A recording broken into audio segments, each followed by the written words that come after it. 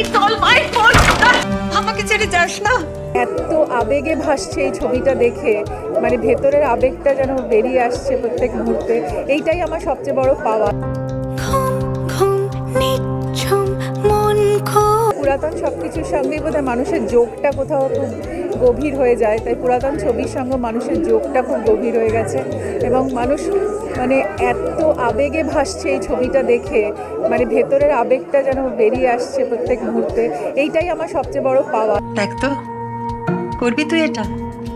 আমি শর্মিলা ঠাকুর ম্যামকেও এই কথাটাই বলছিলাম যে মানুষের, উনি সবসময় জানতে চান যে কেমন লাগছে। তো আমি বললাম এইটাই সবচেয়ে বড় পাওয়া আমাদের, যে এই যে মামের সম্পর্ক বা এই পুরাতন সব কিছুর সঙ্গে যে মানুষের রুটের যে সম্পর্ক, সেটা মানুষ মানে প্রত্যেক মুহূর্তে ফিল করতে পেরেছে এই ছবিতে। দেখো তো হেভি লাগছে। এটাই আমাদের সবচেয়ে বড় প্রাপ্তি।